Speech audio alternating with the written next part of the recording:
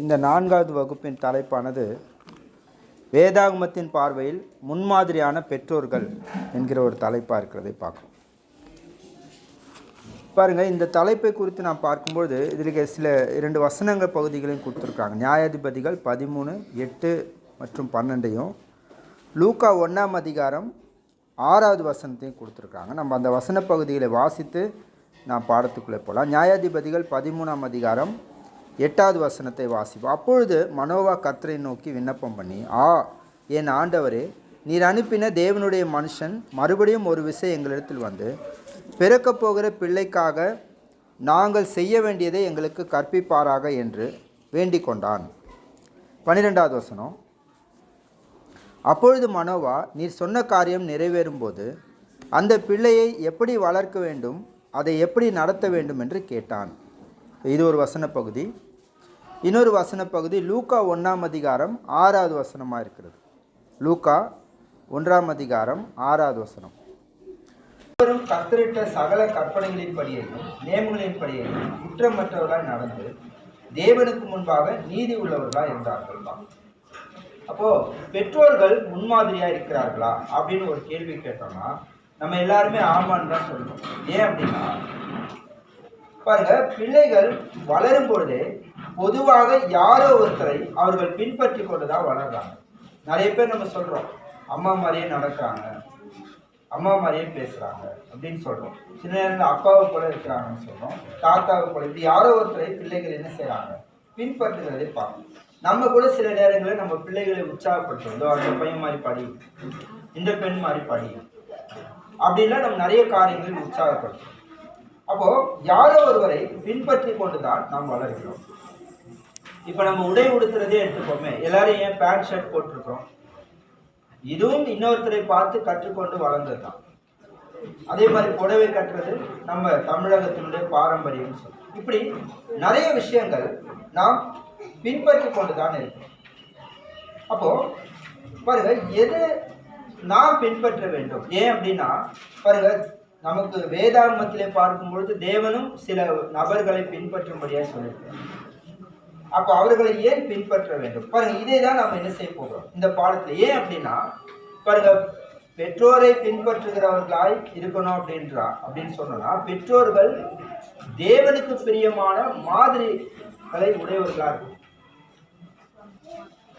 அதுதான் நம்ம பார்க்கணும். தேவனுக்கு பிரியமான மாதிரி உள்ளவர்களா இருக்கணும்னா மனோவா தேவனுடைய கட்டளைகளை கற்றுக்கொள்ள அவர் மிக மன ஆர்வம் உள்ளவராக இருந்தார். அதே போல லூக்கா 1:6 வாசிக்கும் பொழுது சகரியா எலிசபெத் தேவனுடைய பார்வையில் எப்படி இருந்தாங்க? குற்றமற்றவர்களாய், அவர்கள் நீதி உள்ளவர்களாய் இருந்தார்கள் பார்ப்போம். எப்படி பாருங்க, தேவனுக்கு முன்பாக எப்படி நீதி, தேவனுடைய நியமங்கள், அதாவது தேவனுடைய கற்பனைகளின்படியும் நியமங்களின்படியையும் குற்றமற்றவாய் நடந்தார்கள் என்று நாம் பார்ப்போம். அப்போ இப்ப நம்ம சொல்றது பெற்றோரை பிள்ளைகள் பின்பற்றணும்னு சொல்லும் பொழுது, பெற்றோர்கள் முதலாவது நாம் கர்த்தருடைய கட்டளைகளை கை கொண்டு கர்த்தருக்கு பிரியமானவர்களா இருக்கணும். அப்படி இருந்தால்தான் பிள்ளைகள் நம்மை பின்பற்றணும்னு பார்ப்போம். எசேக்கியேல் 16:44 வாசிக்கும் பொழுது இஸ்ரவேலுக்குள்ளேயே கூட இப்படி ஒரு பழமொழி இருந்தது இல்லைங்களா? எசேக்கியேல் 16:44 வாசிக்கும் பொழுது, இதோ பழமொழி சொல்லுகிறவர்கள் எல்லாரும் தாயை போல மகள் என்று உன்னை குறித்த பழமொழி சொல்லுவார்கள் சொல்லு. இது இஸ்ரவேல் தேசத்தை பத்தி பேசுறது. அப்போ இது மாதிரி ஒரு பழமொழி இருந்ததை நாம் பார்க்கணும். அப்ப பிள்ளைகள் சுபாவமாக பெற்றோர். ஆனா பெற்றோருடைய பிரச்சனை என்னன்னா, நாம் எல்லாம் நமக்கு தெரியும், நான் செய்யறது சரி, நான் நடப்பது சரி, நான் சரியாதான் இருக்கிறேன் என்று அநேக நேரங்களில் நாம் என்ன செய்கிறோம்னா நம்முடைய சுய புத்தியிலே சாய்கிறோம். நீதிமொழிகள் 3ஆம் அதிகாரம் 5வது வசனத்தை வாசிக்கும் பொழுது வாசிப்போம். அதை நீதிமொழிகள் 3ஆம் அதிகாரம் 5வது வசனம். உன் சுய புத்தியின் மேல் சாயாமல் உன் முழு இதயத்தோடும் கர்த்தரில் நம்பிக்கையா இருந்து. அப்ப பிள்ளைகள் சுபாவமாக நம்மை பின்பற்ற துவங்குவார்கள் நாம் அறிந்திருக்கிறோம்னா, பெரும்பாலான நேரங்களில் நாம் மனோவாவை போல இருக்கிறது. மனோவா என்ன செய்தார்? கர்த்தருடைய கட்டளை என்ன, கர்த்தருடைய கட்டளையின்படி எப்படி என்னுடைய பிள்ளையை நான் வளர்க்க வேண்டும். சகரியா எலிசபெத் கர்த்தருக்கு பிரியமாய் நடந்தாங்க, நீதி உள்ளவர்களா என்றார். அப்படி நடக்கும்படியாக நாம் என்ன செய்யறதில்லை. அநேக நேரங்களில் நாம் யோசிக்கிறது, நான் செய்யறது சரி, நான் கரெக்டா இருக்கிறேன் அப்படின்னு தான் நாம் நினைக்கிறோம். பாருங்க, நாம் மெய்யாகவே முதல் தலைப்பிலே நம்ம பார்த்தோம், குடும்பத்தை ஏற்படுத்துகிறவர் தேவன் என்று பார்க்கிறோம். அதே போல பிள்ளைகளும் நமக்கு தேவன் கொடுத்து நம்மை பெற்றோராக உயர்த்துகிறதும் தேவன் தான். அப்ப சங்கீதம் 127 சங்கீதம் 4வது வசனத்தை நாம் வாசிக்கும் பொழுது, சங்கீதம் 127 சங்கீதம் 4வது வசனத்தை படிப்போம். இதோ பிள்ளைகள் கர்த்தரால் வரும் சுதந்திரம், கர்ப்பத்தின் கனி அவரால் கிடைக்கும் பலன் என்று சொல்கிறார். அப்ப பிள்ளைகள் நம்முடைய சுய முயற்சினாலே வர்றதில்லை. மருத்துவர் தான் இந்த குழந்தை காரணம் என்று நம்ம சொல்றதில்லை. அவங்க எத்தனையோ சிகிச்சைகள் அளித்தாலும் பிள்ளைகள் கர்த்தரால் வரும் சுதந்திரம். அப்படி கர்த்தரால் வரும் சுதந்திரம்னு சொல்லும்போது மெய்யாகவே பிள்ளைகள் நமக்கே சொந்தமானவர்களா இருக்கிறார்களா அல்லது தேவனுக்கு சொந்தமானவர்களா இருக்கிறார்களான்னு பாருங்க. எசேக்கியேல் 18ஆம் அதிகாரம் 4வது வசனத்திலே நாம் அதை வாசிக்கிறோம். நம்ம சொல்ற நிறைய நேரத்தில் என் பிள்ளை நான் அடிப்பேன், என் பிள்ளையை நான் கொல்லுவேன், என் இஷ்டத்தின்படி நான் நடத்துவேன், இப்படியெல்லாம் நம்ம வார்த்தைகளை சொல்றோம். ஆனால் எசேக்கியேல் 18:4 பிள்ளைகளுடைய உயர்பட்சமான அதிகாரிகள் உரிமையாளராய் நாம் இல்லை. எசேக்கியேல் 18:4 இதோ எல்லா ஆத்துமாக்களும் என்னுடையவர்கள், தகப்பனின் ஆத்துமா எப்படியோ அப்படியே மகனின் ஆத்துமாவும் என்னுடையது, பாவம் செய்கிற ஆத்துமாவை சாகுங்க. அப்ப எல்லாருமே தேவனுக்கு சொந்தமானவர்கள். அப்ப நம்முடைய பிள்ளைகள் தேவனுக்கு சொந்தமானவர்கள் போது வேறொருத்தர் பிள்ளைய கொஞ்சம் பார்த்துங்கன்னு சொன்னா நம்ம எவ்வளவு கருத்தா இருப்போம். நம்ம இஷ்டத்துக்கு அதை நடத்த மாட்டோம். பாருங்க, இஷ்டத்துக்கு ஒண்ணு கொடுக்க மாட்டோம். அப்போ தேவனுடைய பிள்ளைகள்னு சொல்லும்பொழுது அவர்கள் நம்மை பின்பற்றும்படியாக அது சுபாவமாய் எதிர்பார்க்கப்படுகிற ஒன்று என்றால், அப்ப நாம் நம்முடைய பிள்ளைகளுக்கு நம்முடைய இச்சையின்படி வாழக்கூடிய ஒரு வாழ்க்கையை நாம் முன்மாதிரியாய் கொடுக்க வேண்டுமா, அல்லது தேவன் என்ன கட்டளையிட்டிருக்கிறாரோ அப்படி நாம் வாழ்ந்து மற்றும் நம்ம தேவனுடைய கட்டளைகளை அவர்களுக்கு போதித்து நாம் அவர்களை வளர்க்க நடத்த வேண்டுமா? பாருங்க, எபேசியர் 6:4 நம்ம வாசிக்கிறோம். பிள்ளைகளை எப்படி வளர்க்க வேண்டும் என்று தேவன் நம்ம கட்டளை. ஏன்னா அவருக்கு சொந்தமானவர்கள் நம்முடைய பிள்ளைகள் எல்லாம், நாமும் அவருக்கு சொந்தமானவங்க தான், நம்முடைய பிள்ளைகளும் தேவனுக்கு சொந்தமானது. அப்ப எபேசியர் 6:4 நான் வாசிக்கும் பொழுது பிதாக்களே தொடங்குறார். ஏன்னா நிறைய நேரங்கள்ல அம்மா அப்பான்னு சொல்லும்போது அம்மாவுக்கு தான் எல்லாம் இருக்குதுன்னு நம்ம ஆண்கள் என்ன செய்யறோம், சகோதரிகள் மேல நம்ம கையை நீட்டிடுறோம். பாருங்க, நீ என்ன பிள்ளைய வளர்த்துருக்கிறன்னு மனைவியை நம்ம குற்றப்படுத்துறோம். ஆனா தேவனுடைய கட்டளை யாருக்குன்னா, பிதாக்களே நீங்களும் உங்கள் பிள்ளைகளை கோபப்படுத்தாமல் கர்த்தருக்கேற்ற சிக்ஷையிலும் போதனையிலும் அவர்களை வளர்ப்பீர்களாக. அப்போ மனோவா கூட பார்த்தீங்கன்னா பிள்ளையை பற்றிய கட்டளை, அதாவது சிம்சோனை எப்படி வளர்க்கணுன்ற கட்டளை, அவர் பிறக்கிற வரைக்கும் என்னென்ன செய்யணுன்ற கட்டளையை முதலில் மனோவாவுடைய மனைவிக்கு தான் கர்த்தருடைய தூதன் சொல்லியிருப்பாங்க. ஆனால் மனோவா அந்த கட்டளையை தான் தெரிந்து கொண்டு தானும் பிள்ளையை கர்த்தருக்கு பிரியமாய் வளர்க்கணும்னு கட்டளை திரும்ப சொல்லுங்கன்னு கேட்பார். இதையே சுட்டி காட்டுறோம்னா எபேசியர் 6:4 இந்த வசனத்தின்படி பிதாக்களே தான் தேவன் கட்டளை கொடுத்துருக்காங்க. அப்ப பிள்ளைகளை கோபப்படுத்தாமல் அதையும் சொல்றார். அப்புறம் கர்த்தருக்கேற்ற சிக்ஷையிலும் போதனையிலும் அவர்களை வளர்ப்பீர்களாகின்றார். நம்முடைய இஷ்டத்தின்படி நடத்த நமக்கு அதிகாரம் இல்லை. அப்ப யாருடைய சிக்ஷையின்படி போதனையின்படி நடத்தணும், கர்த்தருடைய சிக்ஷையின்படி போதனையின்படி நடத்தணும்ன்றார். பாருங்க, உரிமையாளர் நாம் இல்லை, நம்முடைய பிள்ளைகளுக்கு உரிமையாளர்களாய் நாம் இல்லை என்பதை நாம் நன்கு புரிந்து கொள்ள வேண்டியது அவசியமா இருக்கு. அப்படி புரிந்து கொண்டால்தான் நம்ம என்ன செய்வோம், நம்முடைய பிள்ளைகளை கர்த்தருக்கு சொந்தமானவர்கள் என்று விசுவாசிப்போம். அப்போதான் கர்த்தருக்கு பிரியமாய் நாம் நடத்துவோம். கொலோசியர் 3:21 வாசிக்கும் பொழுதும் அதே தான் சொல்றார், பிதாக்களேன்னு தான் சொல்றார். அங்கேயும் தாய்மார்களேன்னு அவர் ஆரம்பிக்கிறார். பிதாக்களே உங்கள் பிள்ளைகள் திடனற்று போகாதபடிக்கு அவர்களுக்கு கோபம் மூட்டாதிருங்கள்னு சொல்றார். பிதாக்களுக்கு தான் பிள்ளைகளை வளர்க்க நடத்த வேண்டிய கட்டளைகளை கர்த்தர் நேரடியாக பிள்ளையுடைய தாய்களுக்கு கொடுக்கல, பிதாக்கள் மூலமாக தான், அல்லது தகப்பன் அவங்க மூலமா தான் என்ன செய்யணும், தாய்க்கு கட்டளை போனோம். தாய் ஏன் அப்படின்னா பாருங்க, பிதாக்கள்னும் போது புருஷர்கள் தான் மனைவிகளுக்கு போதிக்க முடியும். அப்ப கர்த்தருடைய வார்த்தையை போதிப்பது கூட மனைவிகள் நம்முடைய பிள்ளைகளுக்கு போதிக்கலாம். அதே சமயம் மனைவிகள்னு சொல்லும்பொழுது அவர்கள் பிள்ளைகளுக்கு போதிக்க அவர்களுக்கு யார் போதித்திருக்கணும், புருஷர்கள் என்பதை நம்ம பார்க்கணும். அப்ப புருஷர்களுக்கு எவ்வளவு அதிகமான பொறுப்புகள் இருக்கு. அப்ப இவங்களுக்கெல்லாம் போதிக்கிறேன்னா நான் முதலில் எப்படி நடக்க வேண்டும்? மனைவி மற்றும் பிள்ளைகளுக்கு முன்மாதிரியாய் நடக்கணும். நம்ம ஆரம்ப வகுப்புல படிச்சோம், சதீஷ் பிரதருடைய வகுப்புல எப்படி நடக்கணும்னு நம்ம பார்க்கிறோம். பூமிக்குரியவைகளையா அல்லது ஆவிக்குரிய? அப்ப நாம் எப்படி நடந்து கொள்ள வேண்டும் பாருங்க. கிறிஸ்து நமக்கு தலையா இருக்கிறார்னா, கிறிஸ்து முதல்ல சபையெல்லாம் ஒழுங்கா இருக்கட்டும், அப்புறமா நான் ஒழுங்கா நடந்துக்கிறேன் அப்படின்னு இல்லை. இயேசுதான் முன்மாதிரியா இருந்திருக்கிறார். அப்ப அவர் முன்மாதிரியா இருந்துதான் அவர் சபைக்கு என்னவா இருக்கிறார்? அவர் சபையை என்ன செய்கிறார்? நடத்துகிறார். அப்போ பிதாக்கள் கட்டளைகளை அறிந்து கொண்டு பிள்ளைகளுக்கு போதித்து, அதாவது மனைவிக்கு போதித்து, மனைவியின் மூலமாய் பிள்ளைகளுக்கு போதிக்கப்படணும் தேவனுடைய சித்தம். அப்ப நாம் வெறும் வார்த்தைகளை சொல்வதல்ல. அப்படின்னா நம்ம மாயக்காரா இருப்போம். பரிசேயருடைய வேலை என்னது? அவங்க போதிப்பாங்க, அதன்படி செய்ய மாட்டாங்க. அப்படிப்பட்ட ஒரு பெற்றோரா இருக்க தேவன் விரும்பல. நாம் போதிக்கிறபடி நடந்து ஒரு முன்மாதிரியான ஒரு பெற்றோராய் இருக்க வேண்டியது அவசியமா இருக்கதை பார்க்கணும். பெற்றோராயினும் போது முதல்ல பிதாக்கள் கிட்டதான் நம்ம இதை தொடங்கணும். முன்மாதிரியான தகப்பனாய் நாம் இருக்கணும். உபாகமம் 6ஆம் அதிகாரத்துக்கு செல்லும் பொழுது, உபாகமம் 6ஆம் அதிகாரம் 5-9 வசனங்களை நாம் வாசிப்போம். உபாகமம் 6ஆம் அதிகாரம் 5 முதல் 9 வசனங்கள். நீ உன் தேவனாகிய கர்த்தரிடத்தில் உன் முழு இதயத்தோடும் உன் முழு ஆத்மாவோடும் உன் முழு பலத்தோடும் அன்பு கூறுவாய். ஃபர்ஸ்ட் நீ.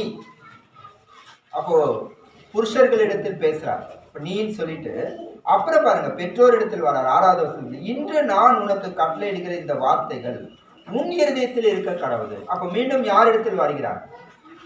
ஒவ்வொருவரிடத்திலும் வருகிறார். இப்போ அந்த கட்டளைகளை தான் என்ன செய்யணுமா?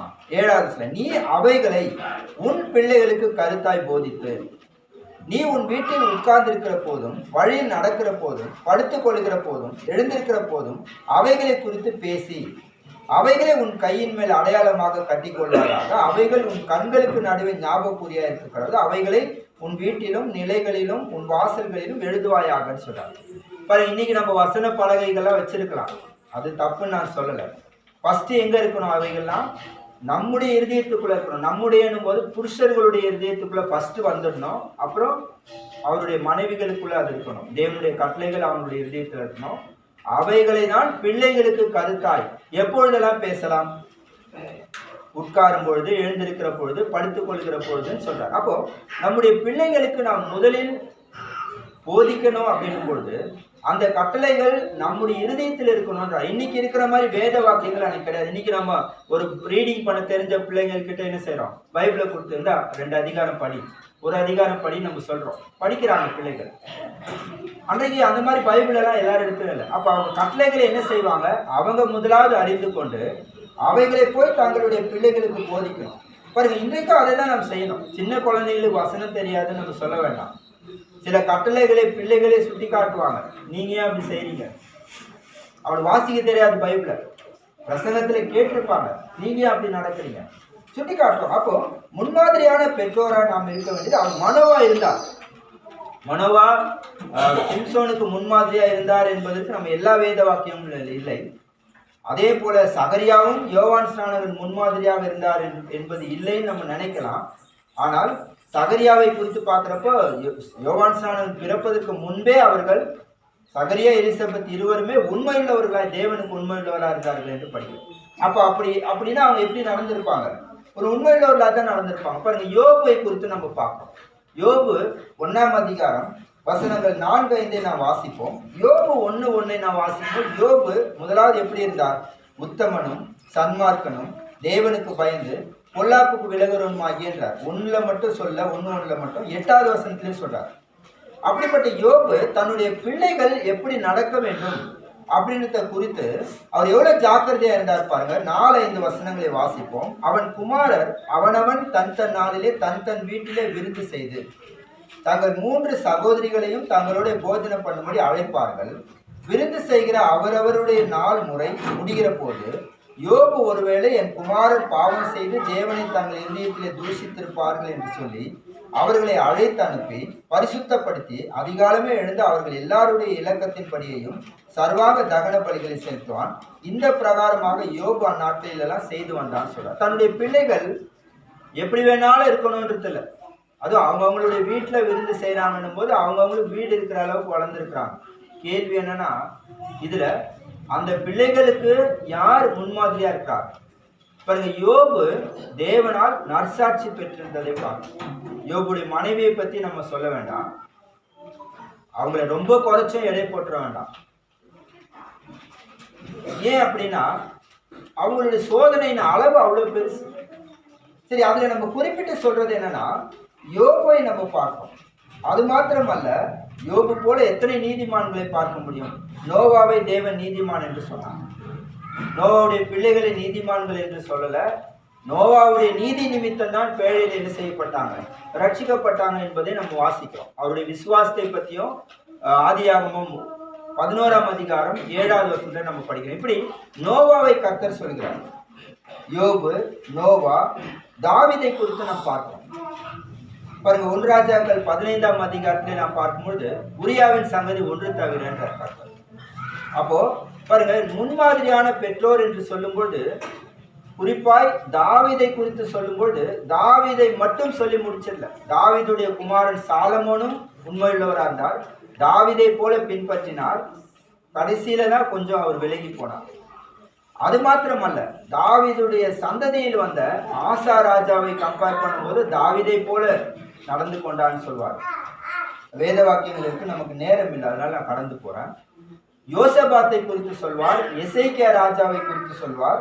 இப்படி அநேக ராஜாக்களை குறித்து, அதாவது தாவீதை குறிப்பிட்டு பெற்றோர் தகப்பன் முன்மாதிரியா இருந்தாலும் சொல்லி சாலமோனோடு நிறுத்தல. சாலமோனுக்கு பிறகு வந்த அவருடைய சந்ததியில வந்த அந்த கொள்ளு பேரெல்லாம் சொல்றாரு, அந்த மாதிரி வந்த எத்தனை பேருக்கெல்லாம் சொல்றாரு? யோசியா ராஜா வரைக்கும் சொல்வார். இஸ்ரவேலின் ராஜாக்கள், யூத ராஜாக்கள் 19 ராஜாக்கள்னா இந்த யோசியான்றவர் 14வது 15வது ராஜா வருவார். அத்தனை தலைமுறை தாண்டி போனவருக்கும் தாவீதை போல இருந்தான்னு சொல்வார். அப்ப தாவீதை போல இல்லைன்னு சில பேரை சொல்வார், உண்மையா நடக்கல. அப்ப தாவீது ஒரு முன்மாதிரியானவரா இருந்தார் என்றால் தன்னுடைய பிள்ளைக்கு மட்டுமல்ல, ஒரு முன்மாதிரியான பெற்றோராய் நம்மை தேவன் இருக்க சொல்றாருன்னா நம்முடைய பிள்ளைக்கு மட்டுமல்ல, நம்முடைய சந்ததிக்கே நாம் முன்மாதிரியா இருக்க வேண்டியதும் அவசியமா இருக்கிறது என்பதை பார்க்கணும். அப்ப முன்மாதிரிகள் என்று சொல்லும்போது வேத வாக்கியத்தில் அநேகரை தேவன் விசுவாசத்திற்கு ஒரு முன் உதாரணமாக எபிரேயர் 11ஆம் அதிகாரத்தில் விசுவாச பட்டியலை வைத்திருக்கிறதை பார்க்கணும். இப்படி முன்மாதிரியான பெற்றோராய் நாம் இருக்கணும்னு சொல்லும்போது இப்ப கேள்வி என்னன்னா, சரி, தேவன் சொன்னது போல நம்ம முன்மாதிரியான பெற்றோரா இருக்கணும். எதுக்கெல்லாம் முன்மாதிரியா இருக்கணும்? என்ன போல பணம் சம்பாதி. நிறைய பிள்ளைகளை பெற்றோர் அப்படிதான் வலியுறுத்துறாங்க. நான் என்ன செய்ய, நல்லா சம்பாதின்றாங்க, அல்லது நல்லா படிச்சுட்டு நல்ல படி என்ன போலன்றாங்க, அல்லது அழகா இருக்கிறத குறித்து அழகா இப்படியெல்லாம் இருக்கணும், இப்படியெல்லாம் உடை உடுத்தணும், இந்த மாதிரி நகைகள் போடணும்னு பிள்ளைகளை நாம் என்ன செய்யறோம்? இந்த மாதிரி விஷயங்களுக்கு முன்மாதிரியா நாம் இருந்து இப்படியெல்லாம் செய்யுங்கன்னு சொல்றோம். பாரம்பரியங்களுக்கு, மனுஷனுடைய பாரம்பரியங்கள் பாருங்க, எங்க அப்பா அதை சொல்லி கொடுத்தாரு, நம்ம குடும்ப வழக்கம் இது, இப்படிதான் செய்யணும்ன்றாங்க. அப்புறம் உலகத்தை அனுபவிக்கிறது எப்படி? நீ பெரும்பாலான பெற்றோர் தங்களுடைய பிள்ளைகளை எதுல வலியுறுத்துறாங்கன்னா, உலகத்தை எப்படி அனுபவிக்கணும், மாயைகள்னும் போது எதெல்லாம் மாயை? டிவியில வர நாடகத்தை இவங்க மிஸ் பண்ணாலும் பிள்ளைகள்கிட்ட கேட்பாங்க, வந்து சொல்லு இன்னைக்கு என்ன நடந்தது. உடனே பிள்ளைகள் அப்படியே அந்த நாடகத்துல 3/4 மணி நேரம் 1/2 மணி நேரம் நடந்தது அப்படியே சொல்றாங்க, அதை தெரிஞ்சுக்கிறாங்க.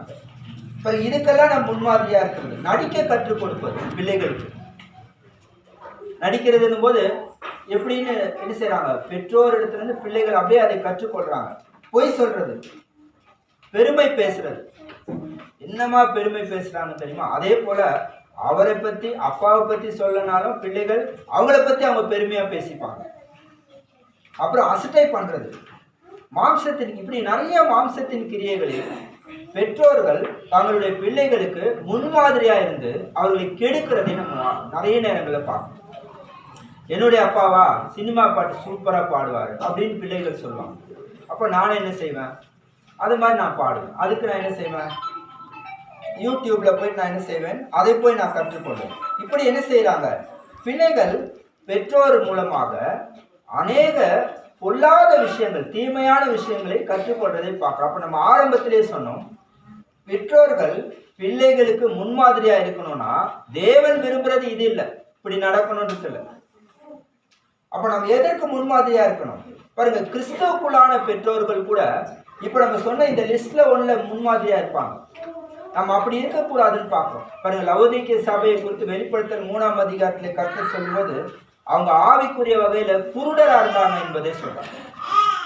அப்போ பெற்றோர் முன்மாதிரியாக ஆவிக்குரிய காரியங்களில் இல்லைன்னா பாருங்க, நம்ம போன வகுப்புல படிச்சோம், எது மகிழ்ச்சின்னு படிச்சோம். தாழ்மையா இருக்கிறது ஆவிக்குரிய வகையான ஒரு குணம். அந்த குணத்தில் வளர்வது ஆவிக்குரிய வகை மிக ஒரு மகிழ்ச்சியான விஷயம்.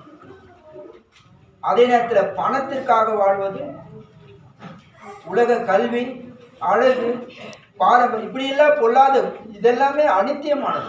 கொஞ்சம் சந்தோஷம் இருந்தாலும் அது அனித்தியமானது. ஆனால் நித்தியமானதுன்னும் போது சாந்த குணம், சகிப்பு தன்மை, பொறுமை, மன்னிப்பது, இந்த மாதிரி குணங்களிலெல்லாம் நம்ம வளர்ந்தோமானால், இதுல நாம் நம்முடைய பிள்ளைகளுக்கு முன்மாதிரியா இருந்தோம்னா அது எப்படி இருக்கும். ஆனா இதெல்லாம் நம்ம மதிக்கல, ஆவிக்குரிய குருடராக இருந்தால் என்ன செய்வோம்? வாசிங்க, மத்தேயு 15ஆம் அதிகாரம் 14வது வசனத்தை வாசிக்கும் போது, பெற்றோரும் ஆவிக்குரிய குருடரா இருக்கிறாங்க, பிள்ளைகளும் அவங்களை பின்பற்றி ஆவிக்குரிய குருடரா நடந்தா என்ன ஆகும்? மத்தேயு 15:14, அவர்களை விட்டு விடுங்கள், அவர்கள் குருடருக்கு வழிகாட்டுகிற குருடரா இருக்கிறார்கள், குருடனுக்கு குருடன் வழிகாட்டினால் இருவரும் குழியில விழுவார்கள் என்றார். பரிசேயரை போல நமக்கு வசனம் தெரிஞ்சிருக்கலாம்.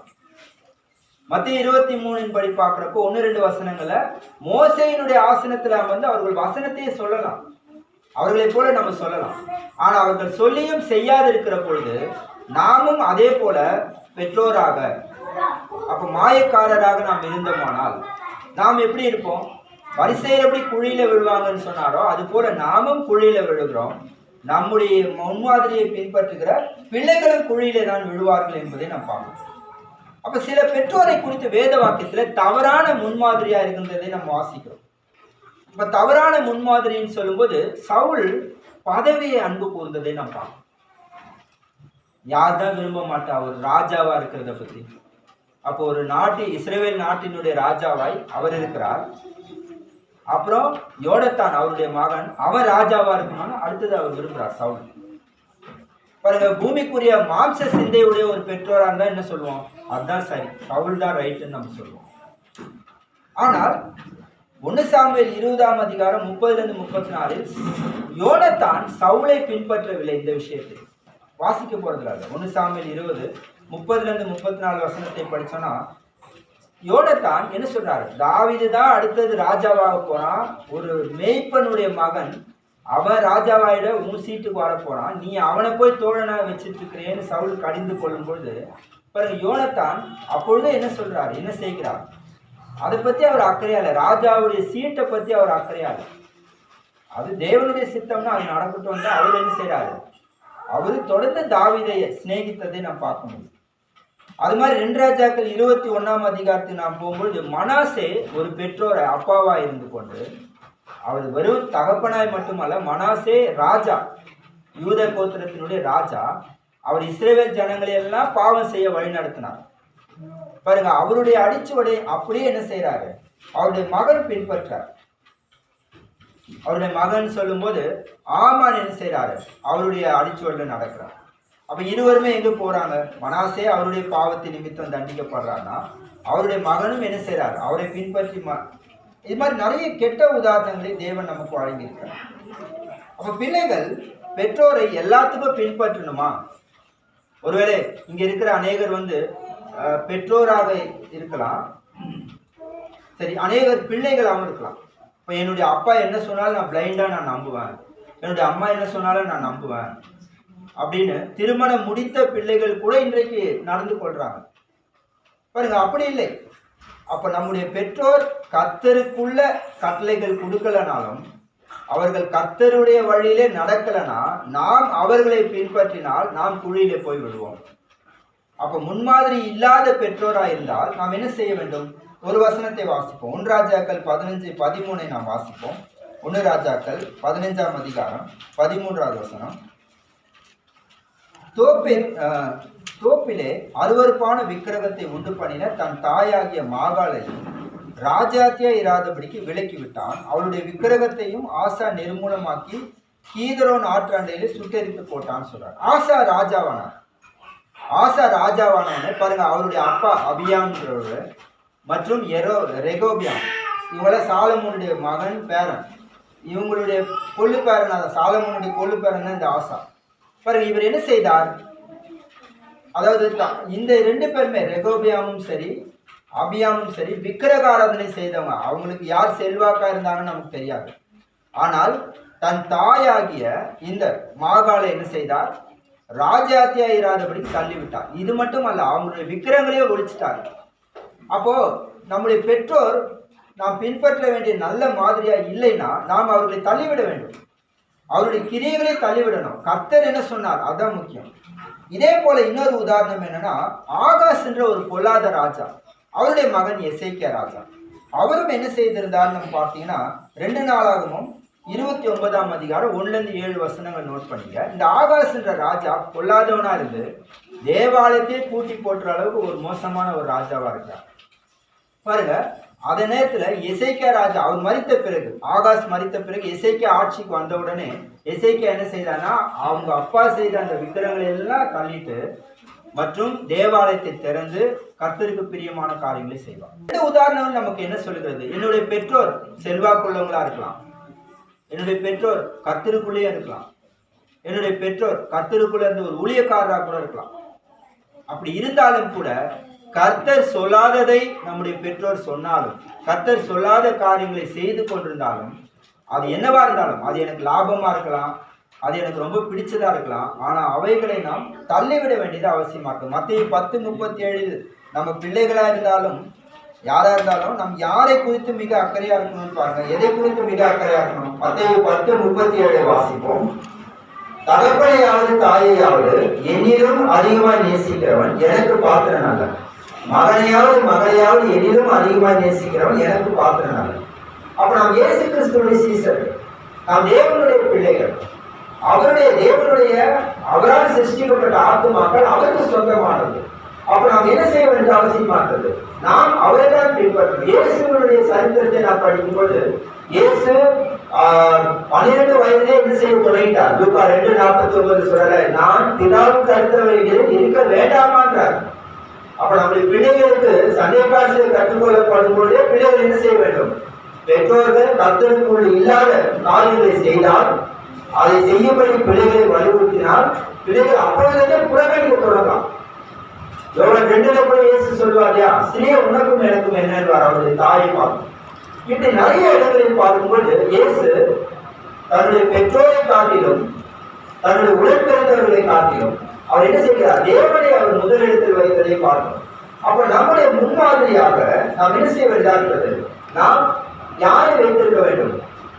அப்போ உண்மையில்லாத பெற்றோராக இருந்தால் நாம் அவர்கள் என்ன செய்யணும்? புறக்கணிங்க. அதுக்காக சர்ச்சுக்கு போங்க, பைபிள் படிங்க, ஏன் இப்படி பொல்லாத விஷயத்தை செய்யுங்கன்னு பெற்றோர் பிள்ளைகளை சொன்னால், எனக்கு பிடிக்காதெல்லாம் நீங்க பேசாதீங்க அப்படின்னு பெற்றோர்கள் சண்டைக்கு போகக்கூடாது. அதுல நம்ம சொல்றது பெற்றோர் நல்ல மாதிரிகளா இருப்பார்களானா, சகலியா எலிசபெத்தை நம்ம பார்க்கிறோம்.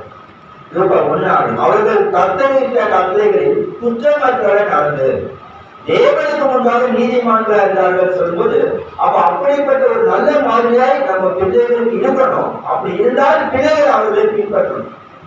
எப்பவுமே கர்த்தருடைய வார்த்தையே போதிக்கிற பெற்றோரா இருந்தால் பிள்ளைகள் கர்த்தருடைய வார்த்தைகளுக்கு செவி கொடுக்கணும். மற்றபடி நாம் என்ன செய்வதா இருக்கிறது? நாம் விலகி இருக்கணும். அப்ப உண்மையுள்ள பெற்றோராகும் போது நம்ம முதல் வகுப்புல படிச்சோம், கர்த்தருடைய திட்டம் ஒரு குடும்பம் என்று சொல்லும் பொழுது நம்ம எதுக்காக குடும்பத்தில் இருக்கிறோம் பாருங்க, நம்ம என்ன செய்ய வேண்டும் குடும்பத்தில், இதெல்லாம் நம்ம படிச்சோம். அப்படி உண்மையுள்ளவர்களாக நாம் இருந்தால், தேவனுக்கு கீழ்ப்படிந்து உண்மையுள்ளவர்களாக இருந்தால், தேவன் நித்தியமான ஒரு குடும்பத்தில் நம்மை வைப்பார் என்பதை நம்ம பார்க்கணும். கிறிஸ்துவுக்கு மனவாட்டியாக இருப்போம் என்பதை பார்க்கணும். அதே போலதான் உண்மையுள்ள பெற்றோராய் பிள்ளைகளுக்கு முன்மாதிரியாக நடக்கிற பெற்றோராய் இருந்தால் ஒரு பிராந்திய சபைக்கு மூப்பராக முடியும் என்பதை நான் பார்க்கலாம். மூப்பராக இருப்பது என்பது ஒரு உயர்வான ஒரு விஷயம் இல்லையா? உயர்வான ஒரு பதவி இல்லையா? அது 1 தீமோத்தேயு 3ஆம் அதிகாரம் 4வது குறிப்பாக சொல்றாங்க, பிள்ளைகளை நல்லொழுக்கம் உள்ளவர்களாய் நடத்தி இருக்கணும். தீர்த்து 1:6 படிக்கிறோம்.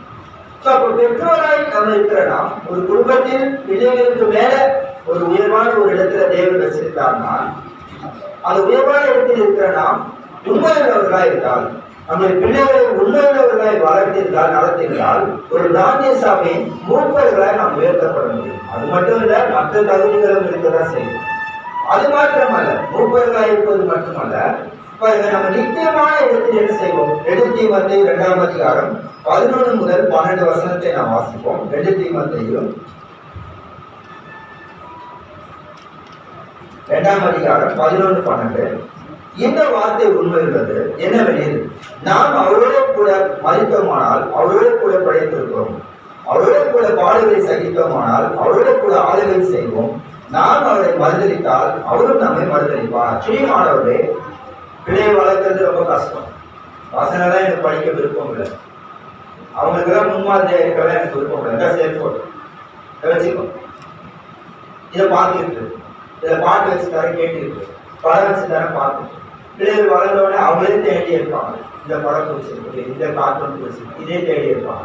அப்ப பிள்ளைகள் இதை பார்த்து கொண்டு இப்படியே வளர்த்தால் பிள்ளைகளுக்கு நாம் முன்மாதிரியா இருக்க போறது, நாம அவங்களுக்கு போதிக்க போறது. அப்ப பிள்ளைகள் எப்படி வளருவாங்க? அப்போ பிள்ளைகளை வளர்க்கிறதுல பாடுகள் இருக்குன்றது நம்ம எல்லாம் அறிஞ்சிருக்கோம். மிகப்பெரிய பாடுகள் இருக்கதான் செய்யும். அப்போ அந்த பாடுகளை சகித்தோமானால் பிள்ளைகளுக்கு முன்மாதிரியா இருக்கத்தக்க, நாம் நடிக்கக்கூடாது, பிள்ளைகளுக்கு உண்மையாகவே முன்மாதிரியா இருக்கத்தக்கதாக நாம் பாடுகளை சகித்தோமானால் ஒரு சபையில் ஒரு மூப்பர்களான அப்படிப்பட்ட ஒரு உயர்வான இடத்துக்கும் தேவன் நம்மை உயர்த்தி வைக்க முடியும். அல்லது அதை தாண்டி நம்ம என்ன செய்ய முடியும்? இயேசு கிறிஸ்துவோடு பிழைத்திருப்போம். அது மட்டுமல்ல, அவரோட ஆளுகையும் செய்வோம் என்று சொல்றார். யார் ஆளுகை செய்வாங்க? ஞானமே இல்லாத ஒரு அதிகாரியை கொண்டு வந்து ஆளுகை செய்யுங்கன்னு கொடுத்தா என்ன செய்வார் அவர்? அதே நேரத்துல ஞானமுள்ள ஒருவரை ஆளுகை செய்யுங்கன்னு கொடுத்தா அது எப்படிப்பட்டதா இருக்கும்?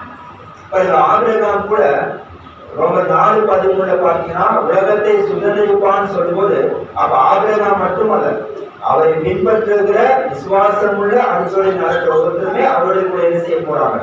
ஆளுகை செய்வார்கள் என்று நாம் பார்ப்போம். அப்ப பெரியமானவர்களே, அப்ப தேவன் பெற்றோராக நம்மை வைத்திருப்பது பிள்ளைகளுக்கு நாம் மாதிரிகளாய் இருக்கணும். அது சுபாவமாய் பிள்ளைகள் நம்மை மாதிரிகளை பார்ப்பாங்க, நடப்பாங்க.